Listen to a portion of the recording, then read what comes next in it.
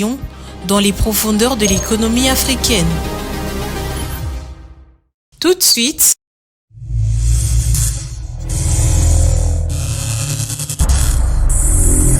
le journal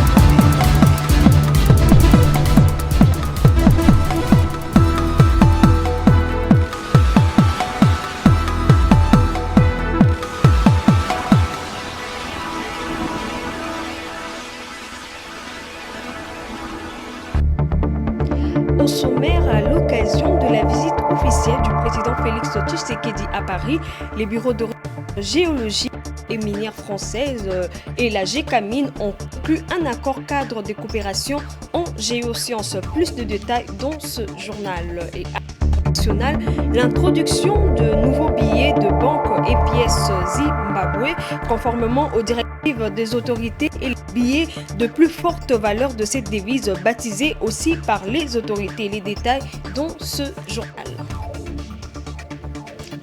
C'est l'heure de vous informer. Madame, monsieur, bonsoir et bienvenue dans ce journal. Je l'ai annoncé au sommaire de ce journal à l'occasion de la visite officielle du président Félix Tshisekedi à Paris. Une table ronde sur les affaires et les investissements entre la France et la RDC a été organisée le mardi 30 avril dernier dans la capitale française. En marge de celle-ci, le Bureau de recherche géologique et minière française BRGM et la GECAMINE ont conclu un accord cadre de coopération en géosciences redynamisant ainsi la coopération économico-industrielle bilatérale pour des métaux de transition énergétique. De plus amples détails avec Dieudonné Bonali. À l'occasion de la visite officielle du chef de l'État Félix-Antoine Tshisekedi Tshilombo dans l'Hexagone, une table ronde économique sur les affaires et les investissements entre la France et la RDC a été organisée le mardi 30 avril dernier dans la capitale française. À marge de celle-ci, les bureaux de recherche géologique et minière français, BRGM en sigle, et la Générale et des carrières et des mines, GECAMINE, ont conclu un accord cadre de coopération en géosciences, redynamisant ainsi la coopération économico-industrielle bilatérale pour des métaux de transition énergétique. Mais que contient le dit accord? Réponse avec le management de l'appareil public. En marge de la table ronde sur les affaires et investissements entre la France et la RDC, le président a eu à l'annoncer. Il y avait une volonté de la part des deux États d'accélérer la mise en place d'une collaboration sur le minerai critique. Eh bien, il a été convenu dans le prolongement de ce qui a déjà été convenu en octobre 2023 entre le ministère des Mines, à travers le service géologique national et le BRGM, pour une mise en application effective et rapide et diligente. Il y a une convention qui a été signée, un accord cadre entre la GECAMINE et le BRGM, afin de travailler sur l'exploration en greenfield, c'est-à-dire toute l'exploration des zones qui n'ont pas encore été explorées à ce jour, pour essayer d'augmenter et de mieux certifier le potentiel de la République démocratique du Congo et en particulier dans le portefeuille des actifs de la GECAMINE, le potentiel en cuivre, en cobalt et en autres minéraux qui sont de grande importance, de pouvoir faire la certification de certains projets des remblais et de rejets, ce qu'on appelle habituellement au Congo les TELIX, de développer des procédés d'exploration secondaire pour des exploitations futures, la formation du personnel en géologie et en ressources minérales, l'appui structurel et technique pour la reconstruction des équipes de géologues, l'organisation du patrimoine documentaire numérique et l'archivage des données géologiques et géophysiques.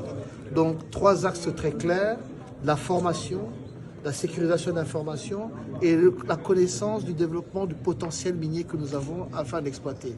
Cette collaboration entre les deux États est une preuve concrète que nous voulons très rapidement mettre en œuvre, mettre à disposition du reste du monde et de nous-mêmes le potentiel qui est nécessaire pour la transition écologique.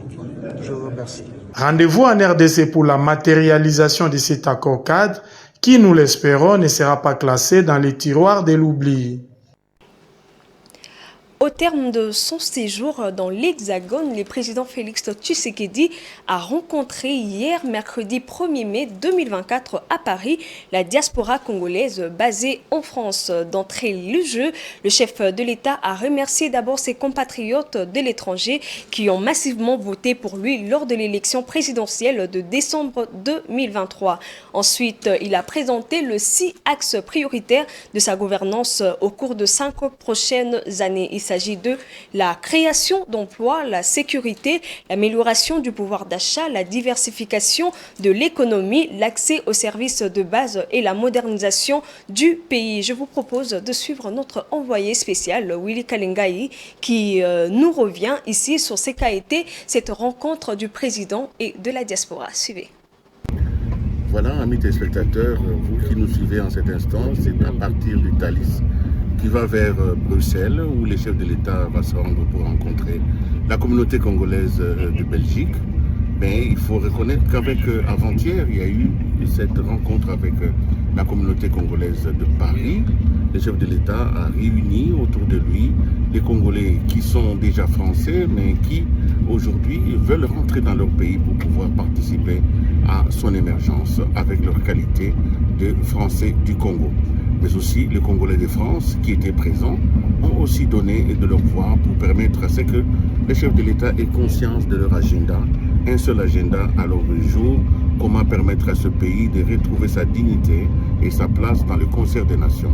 Le chef de l'État qui était accompagné de plusieurs membres de son cabinet, mais aussi son membre du gouvernement, n'a pas hésité à expliquer à tous les compatriotes présents les 6 piliers de son programme.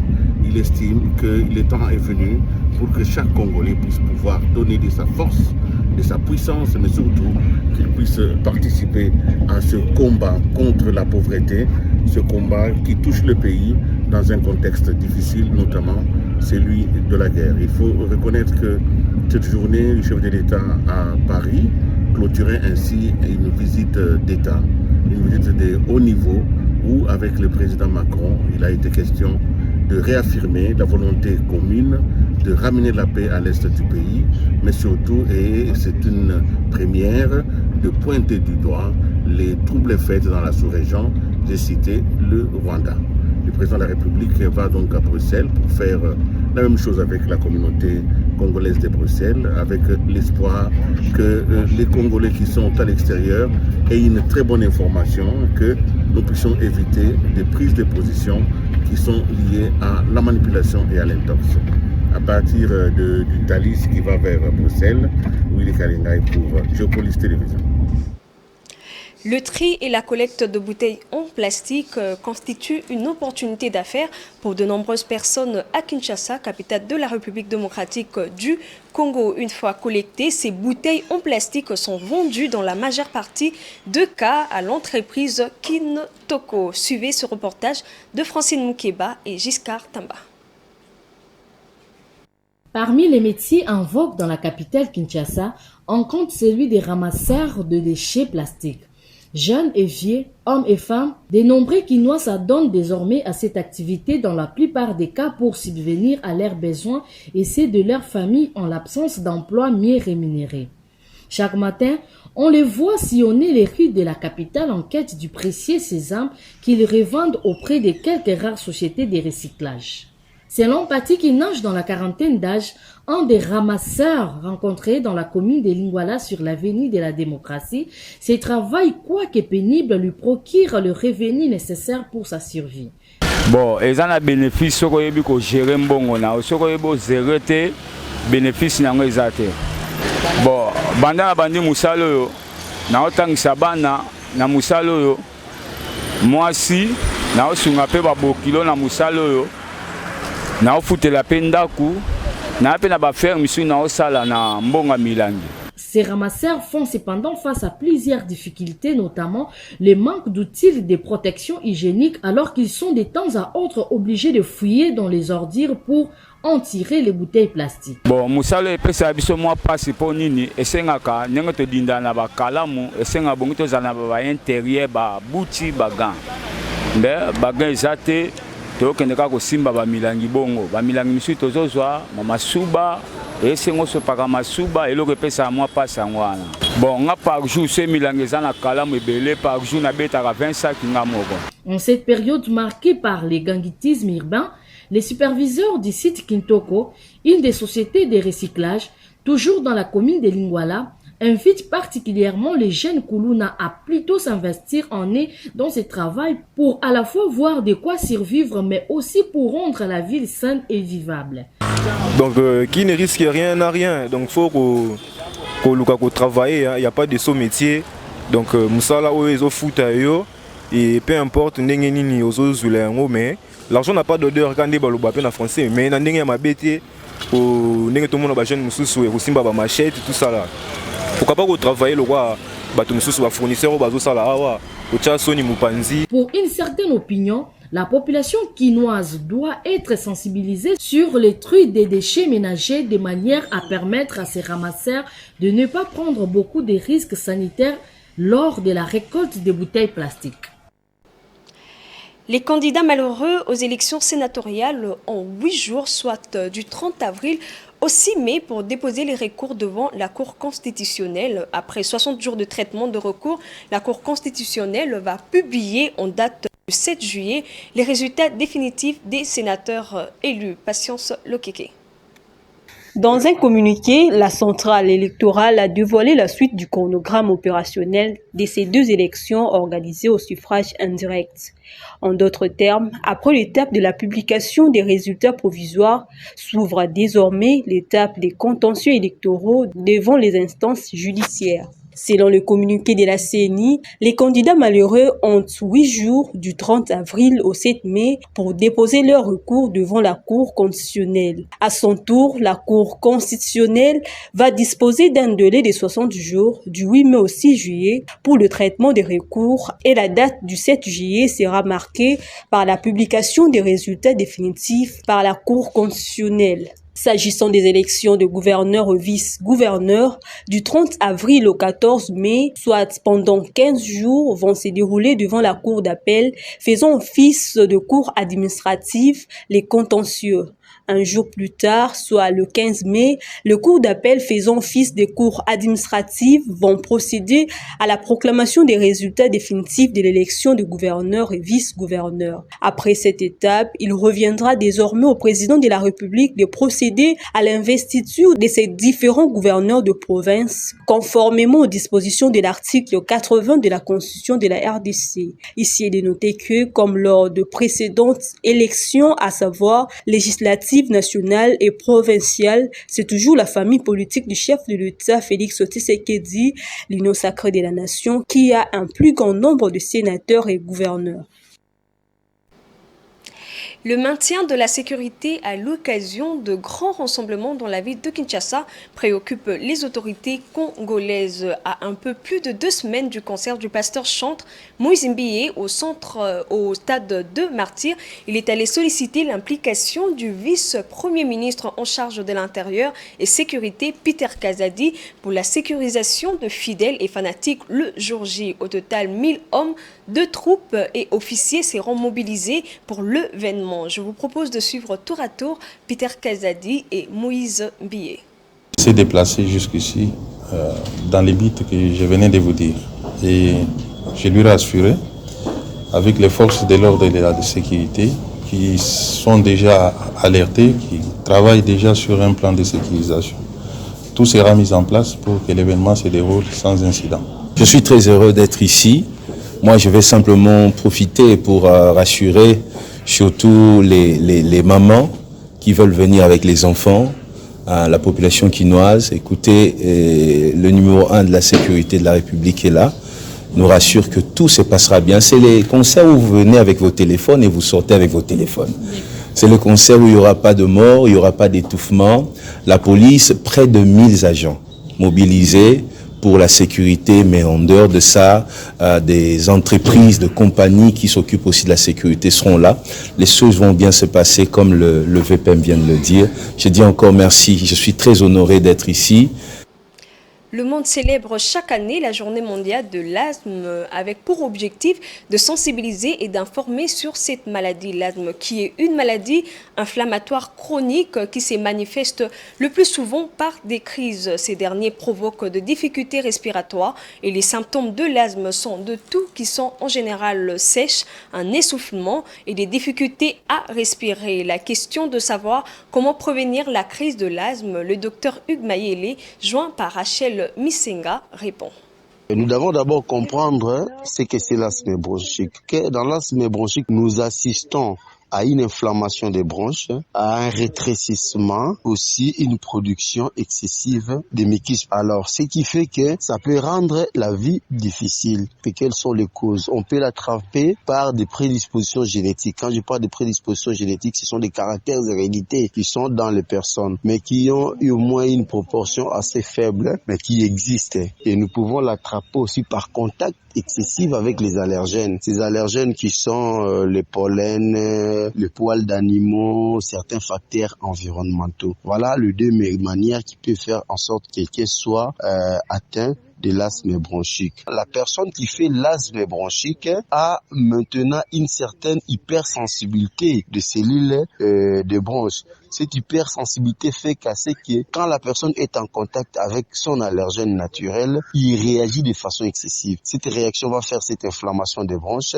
va faire le rétrécissement des bronches et aussi faire l'appel à la production des mucus. Ce qui va nous renvoyer maintenant au traitement. Donc les traitements seraient lesquels nous aurons besoin de bronchodilatateurs naturellement. Ces bronchodilatateurs, parce que nous avons dit qu'il y a un rétrécissement des bronches, ce rétrécissement des bronches va entraîner la réduction des calibres. Alors le bronchodilatateur viendra dilater pour permettre à ce qu'il y ait fluidité dans les bronches. Et dans ces mêmes traitements, nous aurons aussi le corticoïde. Ces corticoïdes viendront parce que nous avons dit tout au départ qu'il y aura une réaction d'hypersensibilité aux allergènes. Donc comme ça doit prendre une partie allergique, les corticoïdes viendront jouer à temporiser ces faits-là d'allergie, donc comme les anti-allergiques. Et aussi, on peut jouer encore à d'autres traitements symptomatiques sur le tableau que ça peut donner, parce que ça peut donner aussi une fièvre. La personne peut prendre du paracétamol pour calmer la fièvre et aussi. L'information, c'est aussi au-delà de nos frontières. Place à la page internationale.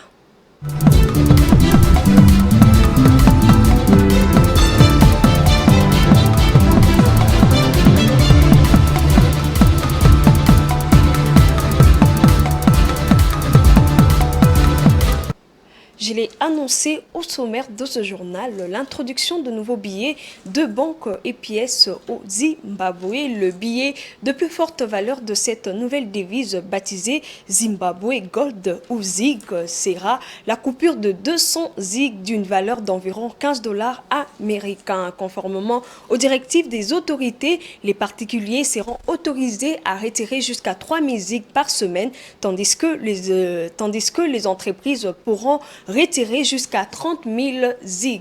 Damani Mujinga. Introduite par voie électronique début avril 2024, le Zimbabwe Gold ou ZIG est officiellement en circulation depuis le 30 avril. Cette nouvelle monnaie remplace désormais le dollar zimbabwéen dont la valeur s'est effondrée en 2023, entraînant une inflation galopante. Suite au court délai accordé aux banques pour la transition vers le ZIG, un plafond de retrait a été fixé à 3 000 ZIG pour les particuliers et à 30 000 ZIG pour les entreprises. Des limites différentes ont été fixées pour les différentes entités. Les écoles, les hôpitaux, les cliniques et les autorités locales auront une limite mensuelle de 250 000 ZIG, tandis que les ministères et les départements gouvernementaux auront une limite de 300 000 ZIG. Il est à noter qu'aucune limite n'est fixée pour les retraits en espèces effectués par le Parlement, les tribunaux et les organisations internationales. La dénomination la plus élevée de la nouvelle monnaie produite localement et garantie principalement par l'or sera le billet de 200 ZIG d'une valeur d'environ $15. Selon les autorités, l'objectif de l'introduction du ZIG est de remédier à l'environnement hyper-inflationniste que les Zimbabwéens subissent depuis 2000. Une solution pour laquelle les citoyens émettent beaucoup de réserves. Malgré l'optimisme des autorités, d'après les premières indications des économistes, une version numérique du ZIG a déjà connu une dépréciation de 25% par rapport au dollar américain sur le marché noir. Il s'agit de la troisième monnaie introduite au Zimbabwe au cours de la dernière décennie. Historiquement, il y a eu des politiques majeures concernant les monnaies comme monnaie légale au Zimbabwe, y compris l'adoption du dollar américain en 2009, après que l'hyperinflation ait décimé la valeur de la monnaie locale. Les secteurs touristiques de la Tunisie a enregistré de bons résultats en 2023. Le pays d'Afrique du Nord a accueilli plus de 9,3 millions de touristes en 2023, soit une augmentation de 45,5% par rapport à l'année 2022, selon les données du ministère du Tourisme rendues publiques le 29 avril 2024. Et pour maintenir ces bonnes performances, le gouvernement envisage plusieurs mesures dans les secteurs courants 2024. Plus de détails avec Edouard Funda. Les statistiques officielles du gouvernement tunisien relèvent une hausse de 45,5% des arrivées de touristes dans le pays au cours de l'année 2023 par rapport à 2022. En 2023, la Tunisie a accueilli un total de 9,370 millions de touristes selon les chiffres du ministère du Tourisme et de l'Artisanat publiés le 29 avril 2024. Pour la période allant du 1er janvier au 20 avril 2024, environ 2,125 millions de touristes ont visité le pays d'Afrique du Nord contre 1,939 millions de touristes enregistrés au cours de la même période en 2023. Ce chiffre représente une progression de 9,6%, indiquent les données du ministère. Pour l'année 2024, le gouvernement tunisien vise une relance du secteur touristique dans l'optique de maintenir des bonnes performances enregistrées par le tourisme en 2023. L'exécutif mise sur les nouvelles mesures dans le secteur. Le 27 avril 2024, le ministre du Tourisme Mohamed Mouaz Belazine a annoncé que le gouvernement se penche désormais sur l'amélioration de la qualité des services, des infrastructures, de l'accueil, du transport, de l'environnement, de l'hébergement et des sites archéologiques.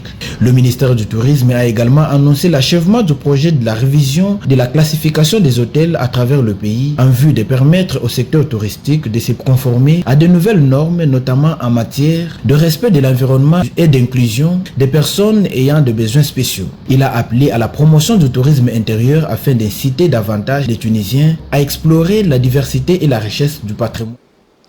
Une autre façon de vous informer, c'est avec les journaux parus dans la ville de Kinshasa. C'est jeudi 2 mai 2024. Place à la revue de presse.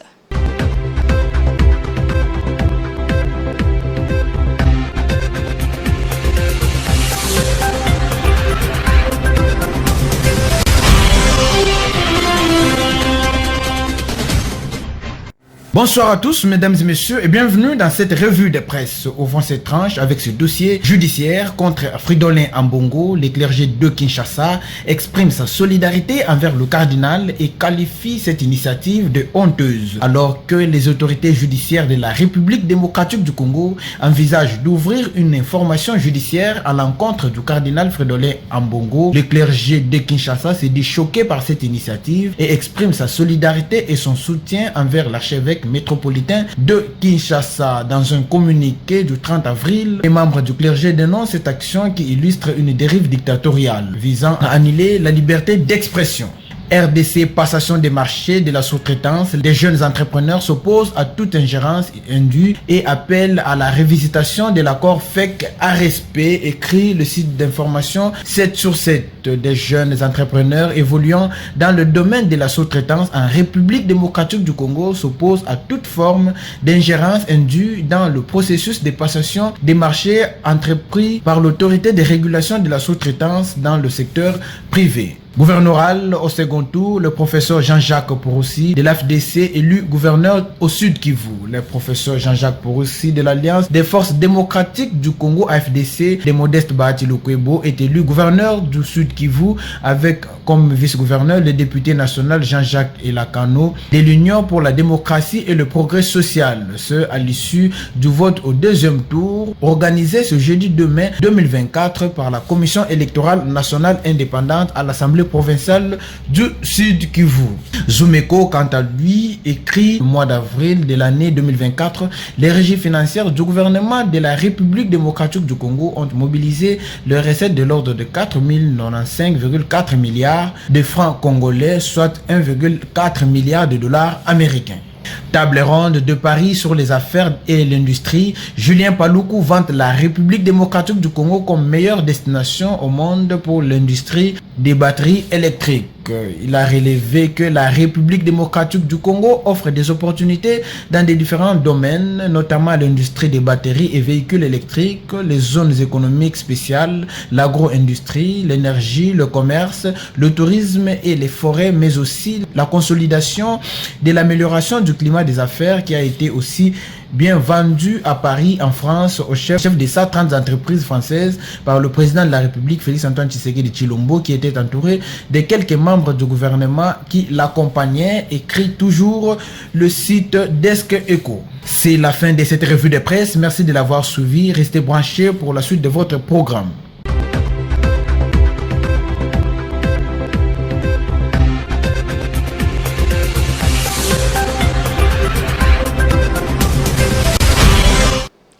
C'est la fin de ce journal, mais avant de vous quitter, madame, monsieur, voici le rappel de titres. À l'occasion de la visite officielle du président Félix Tshisekedi à Paris, le Bureau de recherche géologique et minière français et la GECAMINE ont conclu un accord cadre de coopération en géosciences. Et à l'international, l'introduction de nouveaux billets de la banque pièce au Zimbabwe, conformément aux directives des autorités et les billets de plus forte valeur de cette devise baptisée par les autorités zimbabwéennes. Ce journal est complètement fini. Merci de l'avoir suivi et bonne suite de programmes sur votre chaîne Géopolis Télévision.